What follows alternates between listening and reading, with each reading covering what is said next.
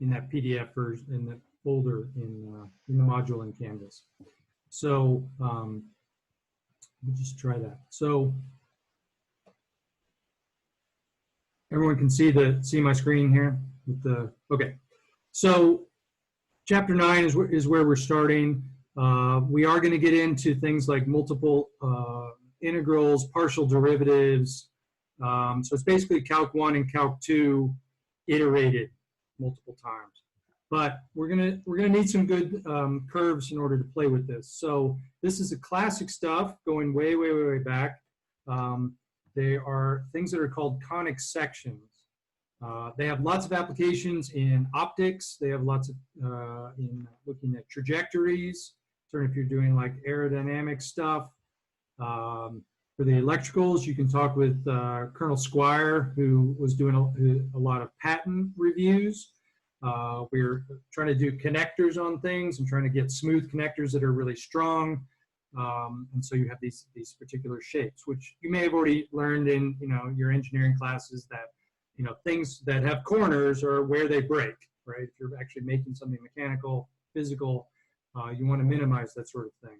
So so these are some of the classic shapes. If you've ever been to St. Louis, you've seen the St. Louis Arch. These things are just very strong. So they come from taking what's called a double cone. So you take a cone and you take another cone, and they meet at a point, sort of perpendicular or along a line, and they're infinite. So they go in both directions. And then what you do is you just slice it. So you can think about cutting it with a knife, and you look at what that cross section would be if you were to cut it. If you take a sphere and you cut it, and you look at the cross section, they're always going to be circles. That's the definition of a sphere, is it's made up of a bunch of circles. But the cones, it depends on how you slice it.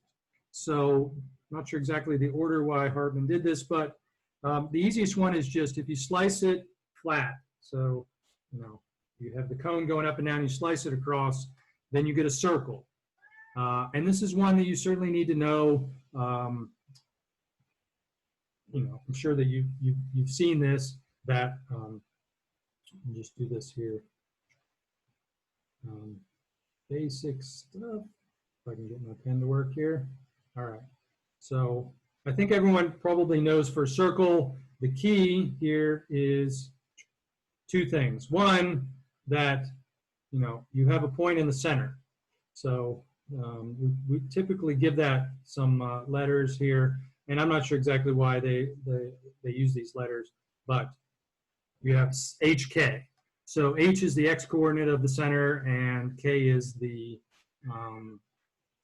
y-coordinate. So it's going to be sitting out here somewhere. Maybe we have some axes, and then this is going to be H, and then over here is K.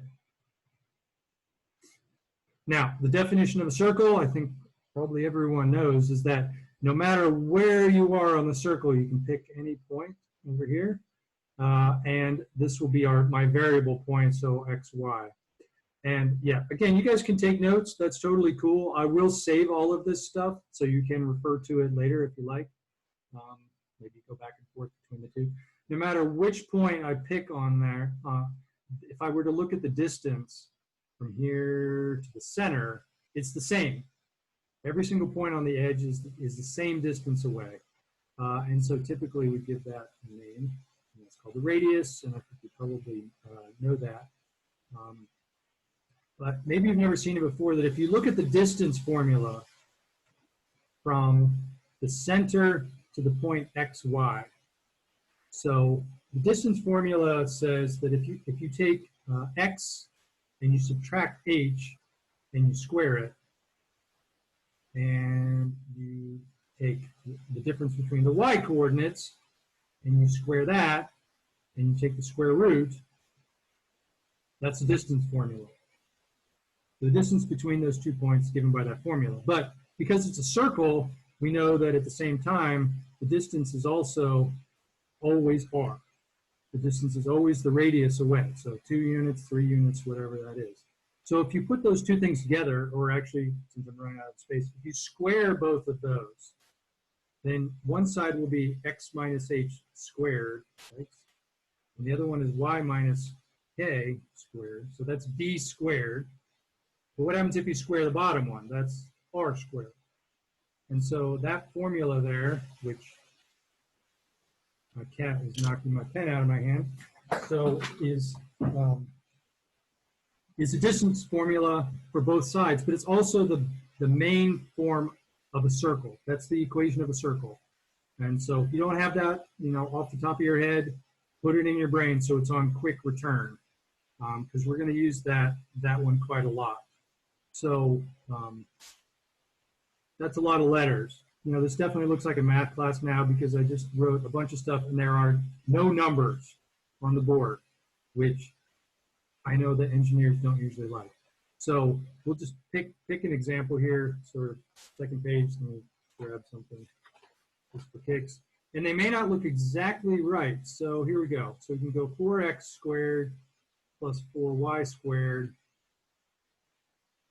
minus 16y plus 15 equals 0. On the last slide, you just saw I had like an x minus h and squared, and I've got an r squared, and now this looks totally different. So the key is to get it from this form into a standard form. And so right off the bat, you can see there shouldn't be a 4 here, and there in the other equation there isn't a y. So how do we deal with this? Well, let's go back into our bag of tricks here. And these two terms look about right. They look like they should at least go together. And so there is a way to recombine all of this stuff. I do not know if you remember it or not, but just as a hint, if I factored the 4 out of those two terms, I would get y squared, and I would get minus 4y. And then just for right now, I'm going to leave a little bit of space, and I'm going to put the 15 on the other side. So if I do that, I have to subtract it over. So all I've done is a little bit of rearrangement to the equation, and it's starting to look a little bit better. I've got an x squared, so that looks kind of close. The second thing, the problem is I have a y squared, but I also have a y. So there's this trick of taking things that are y squared and y and recombining them all in. And I don't know if you remember this or not, but there's something called completing the square. Everyone's favorite. And so what we do is, in order to complete the square, is there's tricks, and you can work this backwards, but it's you take half of the term that's in front of y and you square it. So I take half of the minus 4 and I get minus 2. When you square it, remember to square the whole thing so it becomes positive 4. So if I were to add 4 there, then this middle piece for y completes nicely. And I'll show that in the next step. Now, you probably know in math, you can't just add things on unless you balance it out. So if I was to add a 4 here, the 4 is also in effect multiplied by this 4. So together, those two 4s, I've technically added 16 onto the left side. So if I add 16 onto the left side and I want to keep things equal, I have to go and I have to add it to the other side as well. So if I add 16 to this side, then everything is balanced out. So I've still got the 4x squared from before, I've got the 4y squared, I've got the 16y minus, the 15 is taken account, and then I did 4 times 4, so that's 16, and then I added the 16 to the other side. So everything is legit, I've just moved things around a little bit. It's gonna be a problem. Okay, so what was the point of doing that is the 4x squared stays the same, the 4, but then I've completed the square, so those two terms together, or those 3 terms, is a square. And it's always easy to take this and work it backwards, but this is the square of y minus 2. So hopefully getting your brain juices flowing again here. But if I took y minus 2 and I squared it, this is always the trick, use FOIL or write it out or whatever you want. But it's the first one squared, that's y squared. It's the last one squared, and that's 4, because you square the minus. But then you get twice the product of these two things here, and that'll be the -4. So if you need to work that out on your own, go back and justify to your brain that you can go one way and then back the other way. That's an old trick. On the other side, I just recombine these two. I got -15 and 16, so that's 1. Now it's starting to look pretty good. It looks pretty close. Let's see if I can do this. If I go back, I have this equation, so I've got x minus h squared, y minus k squared, and r squared. I don't have any numbers in front of these two on the main form, but I do here. I've got 4s. So if I just divide everything by 4, so if I divide this by 4, I'll get x squared. If I divide the second one by 4, I'll get y minus 2 squared. And then on the other side, I'll have a quarter. So now this looks exactly like the form on the other side. If I wanted to, I could change this last one to x minus 0 squared and y minus 2 squared and 4. So now this is exactly the form that I want. The center of the circle, if you go back, it's the numbers that are subtracted off from the x and the y, so that's 0, 2. And the radius this is r squared. So if I take the square root of that, I get a half. So I have a lot of room to come in here and sort of draw it, but I think you could probably draw it. You go 0, 2, there's the center. And I draw a circle. It's going to be fairly small. It's a terrible circle, but it's hard to do on this little thing. So that is the equation of the circle. Even though it doesn't necessarily look like a circle right off the bat, if you rearrange it, you can get it down into that point. Because I have my screen this way, the chat isn't showing up. So if you do have questions, please somehow interrupt me. Maybe voice might be the best way, but anyway, that's where we're at. So if we go back to the text, that's the circle, and so that's the easiest one. I think you notice that if you actually sliced it through flat, but right in the middle, you'd get this one down here, which is a point. And the difference between a circle and a point, there is no difference, except the radius on the point is 0. So you would just get a point straight out of that. So that's a circle. The other 3, which looks like there's 5, but these 2 are going to come from the first 3, are, certainly I know that you've seen parabolas before. So if you were to take this and slice it parallel to the slant of the cone, it would hit and it would continue out and continue out. Again, these cones are infinite, so it would make a parabola that you're used to, like y equals x squared. But they can get a little bit trickier than just y equals x squared. So if we sort of scroll down to that. Just as a circle is the set of all points that are the same distance from the center, I don't know if you've ever seen this before, but a parabola is, so it's the red line, that if you have a vertex and there's 2 other points that go with the parabola. One is called the focus, which is this imaginary point sort of floating out here inside of the parabola. And you have a line, which is called a directrix. Fancy word there.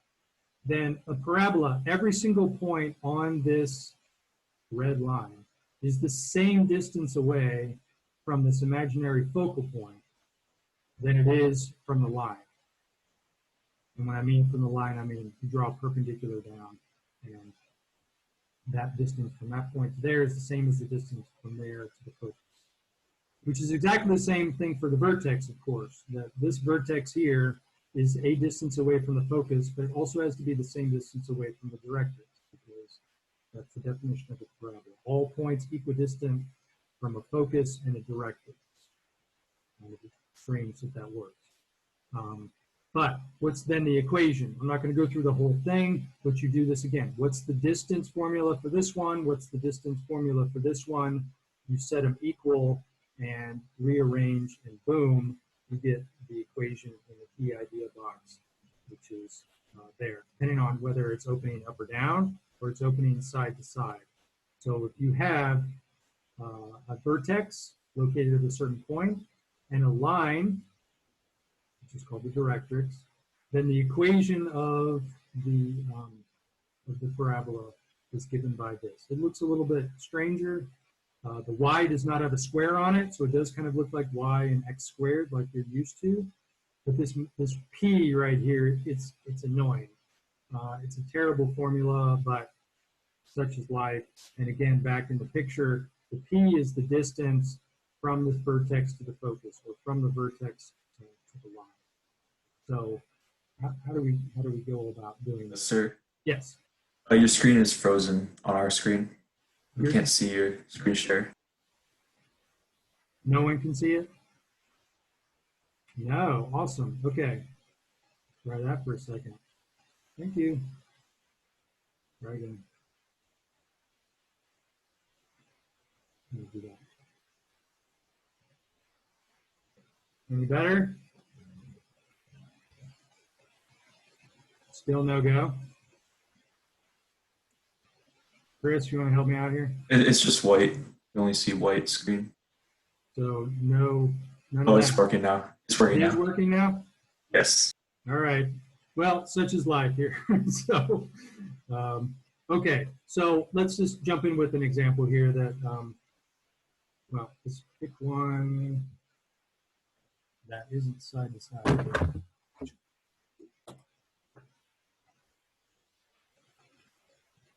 Oops, wrong one. Hang on, sorry.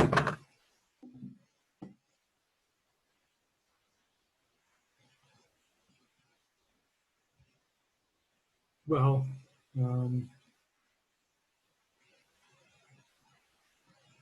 yeah, I mean, we can just try. Well, we'll try this one. So it's already side to side, but so y squared equals minus 6x.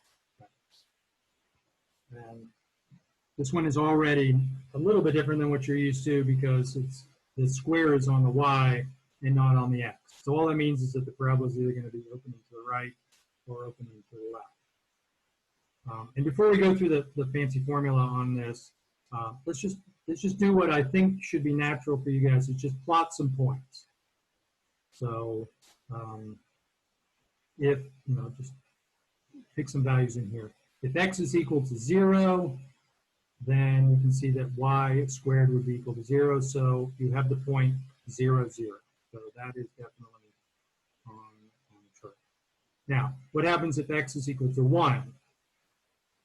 So if you plug in x equals 1, then the right-hand side is negative 6. And the left-hand side is y squared. So y squared equals negative 6. There should be some I don't think that's going to work. The answer is it doesn't work because you can't have y squared equal to negative 6. So that means that over here at x equals 1, there is no y values. So, all right, well, and x equals 2 still doesn't work because we'd have negative 12, we'd have y squared equals negative 12, and so that point doesn't work either. In fact, no positive values for x are going to work. So what that should at least tell you is that the values are going to be somewhere over here. So if I go to, say, negative 1, then what are the y values there? Well, I have y squared, let's see, so I'd have y squared equals, sorry, y squared equals 6. So don't forget to do plus or minus at least. So we would have plus or minus 6. So if I go negative 1, I'm going to have a point up here at square root 6, and I'm going to have a point down here at negative square root 6. So if you already know that it's a parabola based on the form, I think it's probably not hard to see that I'm going to have one that goes this way, and I'm going to have one that goes that way. And yes, I know if your brain is like, that's not a function because it doesn't satisfy the vertical line test. Well, that's true. You're going to have to sort of suspend reality here for many, many things in this class. It won't necessarily be a function. You can break it into two functions, like this square root and this square root if you were to solve for it out. And it still looks strange because it's going to have negatives, but that's so be it. So this is your parabola. Let's see if I can do this. I think we can probably figure that part out. So if we go back to the equation in the book here, it's supposed to look like one of these two. Now, we already know that it's not the first one because that has a square on the x. The bottom one here is the formula that we're going to try and match it up against here. So if we go back to the right there, somehow I'm supposed to get 1 over 4p. Let me just write this out here. So it would be supposed to be x equals 1 over 4. That's a little funky.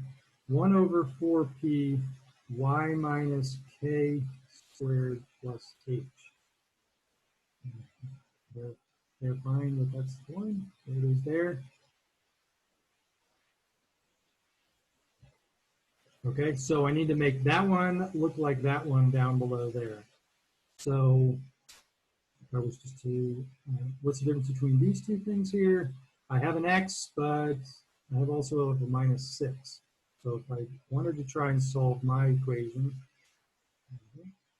then I will get negative 1/6 y squared. But if I wanted to make it look like my formula, technically it's y minus 0, so I can have everything line up. And h is also 0. So I get y squared minus 1/6, which if I brought it back over, it would be negative 1/6x. Everything lines up, and now I just have to interpret what all of this stuff means. So the h and the k, instead of being the center for a circle, is now the vertex, which is at 0, 0.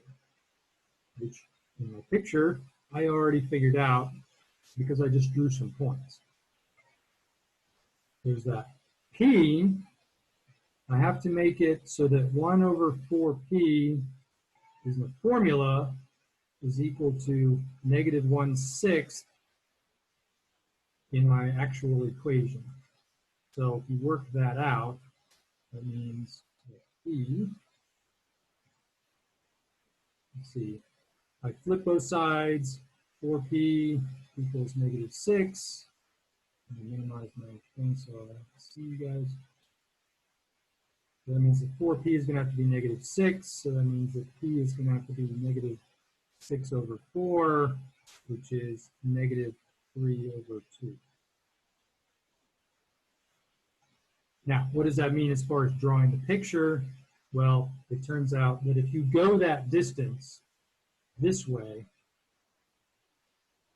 so I'm out here at negative 3/2, this is this imaginary thing called a focus. And if I go the other direction, 3/2, and I draw a line here, this is called my directrix. And it's slightly off scale the way I've drawn it. But again, the point is in theory, if I drew it right, the distance from my point, the focus out to my point, is going to be the same. And since I've drawn these things, that means stay the same for every single point on your parabola. Now, why is this nice? Especially for physics people and people doing optics and building telescopes and this sort of stuff. And there's a better picture in the book, so I'm just going to scroll back to that one. As it turns out, and this is exactly why we do things for flashlights the way we do. If you took and made a parabolic mirror in your flashlight, and you wanted to make sure that or in your headlight of your car, you wanted all of the light to shine straight forward. Then what you do is you put the bulb right at the focal point. Then every single beam of light that's coming off will be reflected straight out. Straight out, straight out, even towards the mirror and back out. So this is a nice thing about parabolic mirrors. You're trying to collect things from space. You're trying to collect light, any sort of stuff. Maybe you're trying to do one of these like solar farms where you're concentrating light onto a tower where you do superheated salts or oils or something. to generate electricity. These parabolic mirrors are exactly why they come into play. So there are things in math that matter, you know, and this is certainly one of them. Is that's T. I think he repeats it down here. Okay, let's try and do one more, then we'll take a break here. We go back up to the actual conic sections. We've done the parabola, we've done the circle, the ellipse. So the ellipse here. If instead of slicing this parallel to the slant, you kind of tilt it not quite as much flat for a circle, and when you look at the cross section with the cone, you get this oval type shape. It's not exactly an oval in the sense of maybe a racetrack, but it is called an ellipse. It looks like an oval. It's not an egg. So one side is not, you know, more curved than the other. And so this is called an ellipse. And now, just like for a circle, where you have a geometric definition and a Sir, our screen is still on the last page, or like what we were just looking at. the whiteboard. Yeah. We're still frozen. This is great. Okay. Maybe every half an hour it says enough. All right, on the text now. No, sir. Same page. You're seeing the whiteboard? Yeah, we're seeing the whiteboard. Okay.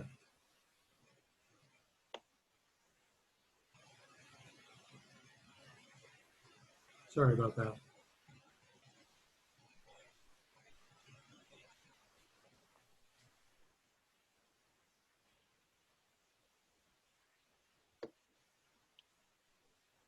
Yes, sir. We see it now. Okay, thank you. No problem. Yep. Okay. This next one here, and we'll do a little bit, maybe we'll chat and then we'll take a break here, is the ellipse. So maybe you did this in middle school or high school, where you take this board with these two nails and you can take a piece of string, and if you were to take the string and stretch it out with a pen or a pencil or something, if you move the circle around, keeping the string taut all the way around, you'll get what's called an ellipse. Now, if you think about it, what that means is that the distance from any point on the edge, if you were to look at both distances together, so the distance to the one point here in the middle and one point over here in the middle, it's the same. So the sum of the distances is constant, no matter where you are on the edge. So that is exactly how you get the formula for an ellipse. You do the distance formula D1, you do the distance formula for D2, you add them together, and this has to be a constant number. And the ellipse will be the dotted line. Now, what are these 2 points in the middle? Well, just like for a parabola, where you had one focal point, now we have 2 focal points. So these 2 dotted dots here are called focal points, or like the plural is not focuses, it is foci, so F-O-C-I. You can see that in the text. Anything that ends in S is always tricky in the English language. So F-O-C-I, just like radius becomes radii, focus in plural becomes foci. So if you put these things together, you don't get something quite like a circle, but you'll get, see if I can zoom in, you'll get that equation there, x squared over a squared and y squared over b squared. That's if it's centered at the origin. If you shift it to a different center, just like you did with the circle, then you have h and k. And that will be the center of your ellipse. A and B tell you how far out you go up and down. If A and B were the same thing, and you go the same way out and you go the same way up, you get a circle. So this is like taking a circle and stretching it out. So instead of a soccer ball, you now have like a rugby ball instead. And so the equation of it looks very similar. So what I'm going to do is I'm going to do one example, and then we'll take another break here. Hopefully I can get the whiteboard going again here. We'll see. You share. Board. Now I'm going to put my other cat back in the room too because she's following me. Yep. Okay, so here's the example. So 9x squared, you'll see lots of 9s and 4s and 16s and things like that because it's easy to square them. So 9x squared plus 4y squared plus 36x minus 24y plus 36 equals 0. Now this kind of looks like the circle example we did. We've got x squared and x and y squared and y. The key is that this one is multiplied by 9 and this one is multiplied by 4. So as you work through these, you'll see that's kind of a hint that we don't have a circle because the y is stretched a different amount than the x.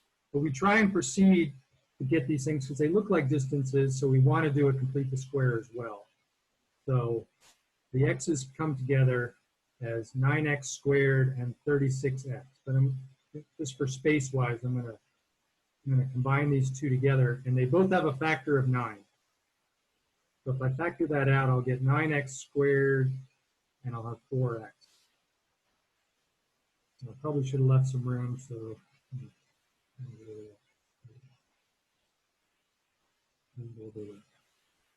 how about for y? Well, I've got y squared and I've got y. They both have factors of 4, so I'm going to try and factor that out. 4, I'll have y squared. That's for that one. If I factor out the 24y, it'll be minus 6y. And I'm going to leave a little bit of room to complete the square. And then I've got this 36, which I want to get all the numbers on the other side, so I'm going to subtract it over. So 36 comes to the other side. So that's 2 complete the squares, and I move the 36 to the other side. Okay, so now I want to complete this square. It's very similar to the one we did. I take half of the middle term, which is 2, and square that, so I'll get 4. This one, I take half of the middle term, which is minus 3, and I square that, and I get 9. So I'll add that on. But of course, I can't just add without adjusting something. In this case, I'm going to add to both sides. This 4 here is not really a 4 because it's multiplied by 9 as well. So that 4 there is the effect of adding 36. This 9 right here, very similarly, 9 and 4 is the effect of adding another 36. So what I can do is I can go plus 36 for the first one and plus 36 for the second one. So I've completed the squares and I've got all the numbers accounted for. So if I actually come back and do the square, this first one is x plus 2 squared. The second one will be y minus 3 squared. So that's finally completing the square. On the other side, we have 36, 36, and minus 36. So that leaves 136 on the right-hand side. Okay, so we'll try and get this done before we freeze out here. The equations for ellipse, well, I want to get a 1 here. I want to get a 1 on the right-hand side. So I divide everything by 36. So if I divide this by 36, great, I've got 1. If I divide this by 36, I've got, well, my y minus 3 squared. If I divide it by 36, well, I'll have 4 over 36, which is 1 over 9. If I divide the first one by 36, I'll have x plus 2 squared. This will be over 4. Okay. So now, if I go back to the actual equation in the text, it looks very similar to this one here. I've got x minus h squared, a squared, x minus y, or y minus k squared over b squared, and I've got my 1. So I want to just grab all of those pieces, and I can see that because this is a 4, that tells me that A is 2, because it's a square. B is 3. And the center of my guy is, I look at the things that are subtracted off of X and Y. And be careful. This is a +2, so it has this built-in minus, that the center is -2 on this one. And this one already does have minus for Y, so that would be 4. So all I need to do is I need to draw this point for the center, and then I need to go out 2 units side by side, 3 units up and down, and that will give me my ellipse. And that's sort of where we will stop once I've drawn this, and we'll come back and fill in some of the pieces.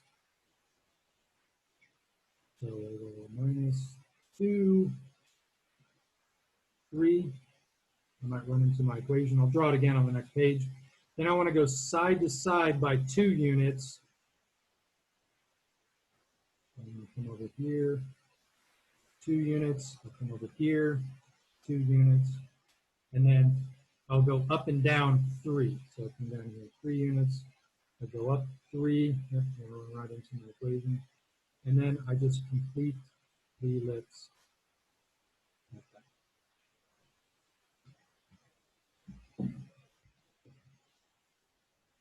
All right, that's probably a good place to take a quick break. We'll come back, we'll fill in the pieces, which is where the focal points are, where the vertices are, and talk about something called eccentricity of an ellipse. So thanks for hanging in there with the frozen screens and all that.